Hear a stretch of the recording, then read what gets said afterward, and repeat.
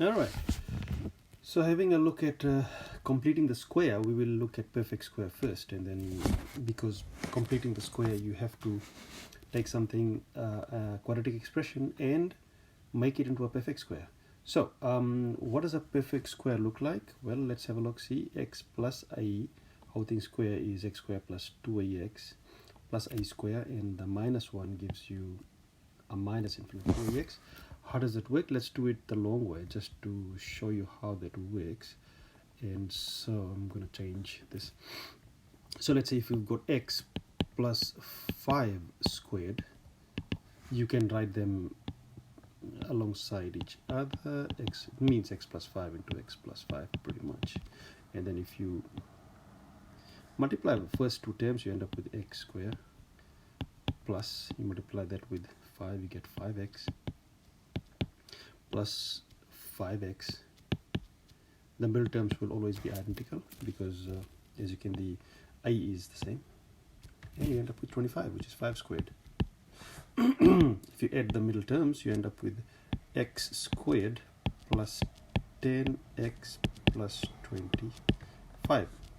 Now if you use the rule which is there, so the first term square, which is x squared there, 2 times a times x, which is 2 times 5, which is 10 times x, will give you 10x, and 5 squared is 25, and pretty much that's how you use a perfect square. Let's have a look at how we can write an expression in terms of a perfect square. If you're given something along the lines of, let's say you're given x squared, let's say minus 12x plus, let's say 36. So a perfect square, if it's minus x minus a, let's say square, is given as x squared minus 2ax plus a square. So pretty much all you have to do is from the expression find out what a is there. So if you use the middle term to get to a, you pretty much divide that by 2. Ignore the minus. So if you go 12x divided by 2, well, ignore the x, 12 divided by 2 gives you 6. So if you square 6, you end up with 36. That kind of works, as you can see. So you end up with x minus 6 squared. And you can check. So x squared is the first term. 2 times negative 6 times x is negative 12 is the second term. And 6 squared is 36. Negative 6 squared is positive 36. So that's why that's positive.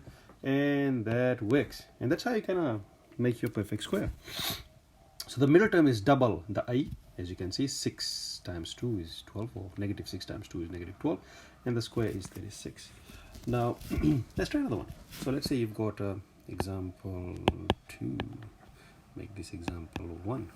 So if you end up with something along the lines of, let's say, x squared minus 4bx plus 4b squared. Oof, interesting. So if you take the middle term, which is, let's say, minus 4b, b would be a constant because x is your variable, therefore that b stays with the 4, and if you divide that by 2, you end up with the negative 2b, and this bit is your a meaning this a there.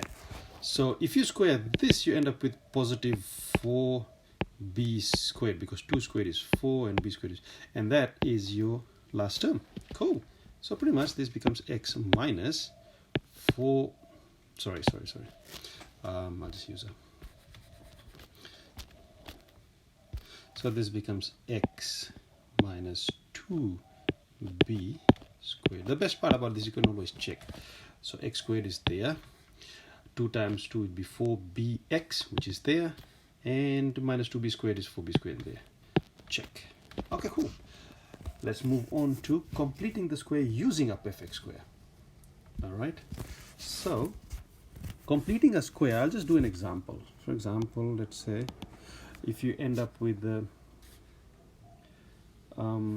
x squared, any expression, let's say x squared plus 2x plus 5, and I want to write this in the form of x plus a squared, x plus a squared plus b, and that b could be 0, and that's fine. Now you clearly can see that if you take 2 and divide it by 2, you end up with 1. 1 squared is definitely not 5. Therefore, what you do is you ignore that extra initially. So just take the x squared term and the 2x term. So you end up with x squared plus 2x. And then find out your a. So 2x is your middle term. So 2 divided by 2 gives you 1. So your a is pretty much 1. So plus 1. Yeah. And so if you take away 1 from 5, you end up with plus 4. So you can use this bit here and form the perfect square, and 4 will be left over. So pretty much from here, you will see you end up with x plus 1 squared and plus 4. And that is your completing the square to form a perfect square with the whatever information you've got. Let's try another one. Okay. So, all right. So let's write the expression in the form x plus p whole thing squared plus q for x squared minus 6x plus 7. So as we discussed earlier, we can have a look at the first two terms and ignore the number by itself. So you end up with the x squared minus 6x, taking negative 6x and taking negative 6 and dividing it by 2, you end up with negative 3. Squaring this, you end up with 9. So plus 9. So if you take away 9 from 7, you end up with minus 2. See, 9 minus 2 gives you 7. Yeah? There's another way to do that, and I can explain that if you want me to later, but let's just stick with that. So you could actually have plus 9 plus 7 minus plus 9 plus 7 minus 9, which will end up with minus 2 anyway. So these three terms will form your perfect square. So they'll end up with divide this by, so 3, I is 3. So x minus 3 squared minus 2, meaning your p is negative 3 and your q is negative 2. And there you go. Cool. Alright, so that pretty much covers perfect squares and writing an expression by completing the square. Thank you.